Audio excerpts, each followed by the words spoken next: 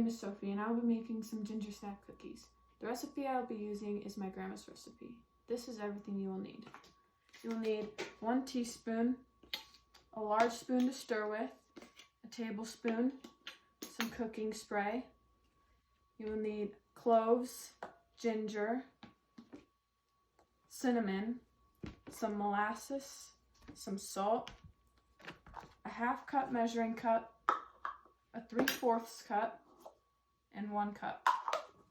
You will need a large bowl to put your ingredients in, a small bowl to put your sugar in, and a plastic bag to put your cookies in when you put them in the freezer, oven mitt to get the pan out of the oven without burning yourself. You will need some brown sugar, some white sugar, some flour, some baking soda. You'll need Crisco and a couple eggs.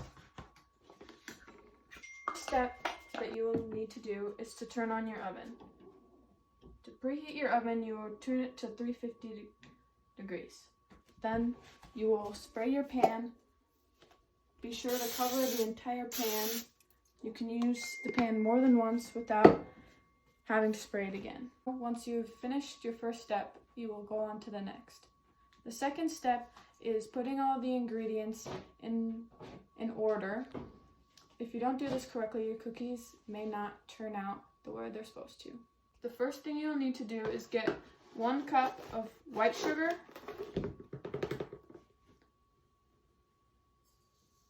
1 cup of brown sugar,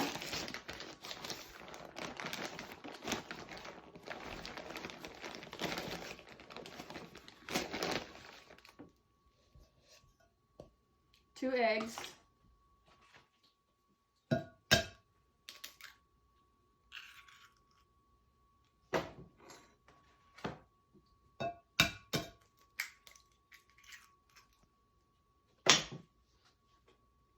then a 1/2 cup of molasses.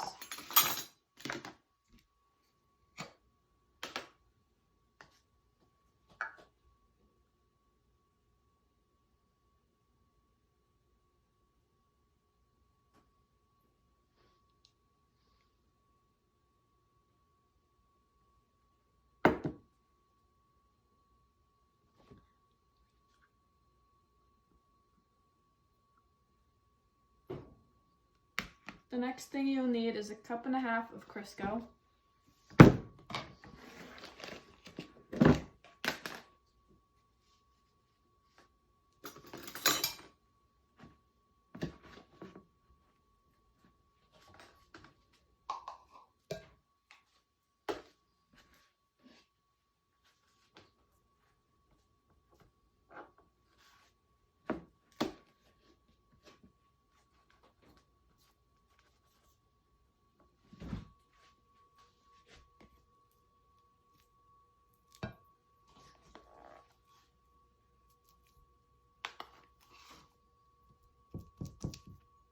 That is 1 cup of Crisco.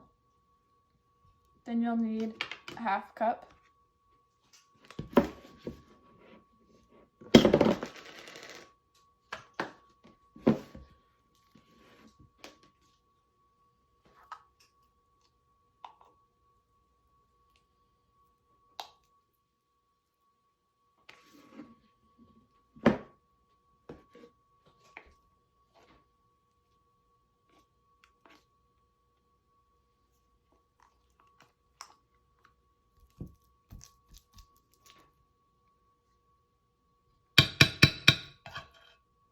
The next thing you will need is 2 teaspoons of baking soda,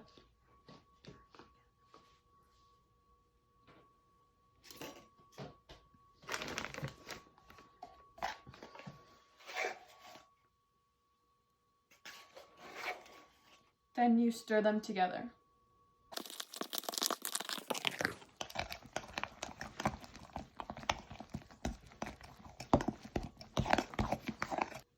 Then you will need to put in a teaspoon of cloves, a teaspoon of ginger, and then 1 teaspoon of cinnamon. The last thing you will need before you put in the flour is a teaspoon of salt.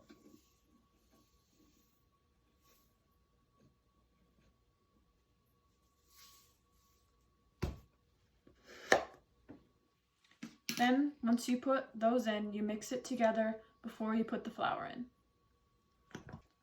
Then, the next thing you'll do is put 4 cups of flour in. Make sure when you're measuring this, you have the exact amount, because sometimes it gets bubbles in it.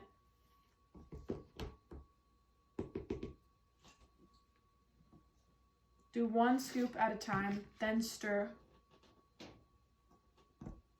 A trick that you can use for doing the flour is use a knife to tap it to make sure there's no bubbles and then scrape the rest off the top. This is the second scoop. Now that you have mixed all the ingredients in, you should have mixed them in the order that is shown on the slide. Once you have done that, you have officially completed the 3rd step. Now you can move on to the 4th step of putting them onto the pan. You will take a spoon, and about a full spoon is about how much cookie dough you will need for each cookie. And you'll take that, roll it into a ball, and then press it into the sugar, and then set it on the pan, evenly spaced. Once you've done this, you have completed the 3rd step, and you can move on to the 4th, which is putting the pan into the oven. Make sure you're very careful so you don't burn yourself. Once you've done that, set a timer for 10 to 12 minutes. Now that you have let the cookies sit and cool long enough, you're ready to move on to the next step, which is storing them in plastic bags and putting them into the freezer. You will put each batch of cookies from the pan in a bag, then into the freezer. Now you have officially made some unique cookies that people will now remember. When you are going through the steps, things you should remember is the safety, so you don't get burnt, and making sure all your steps are in order. Be sure not to forget anything, and if you do, go back through and read the recipe again. Now you have made some unique Gingersnap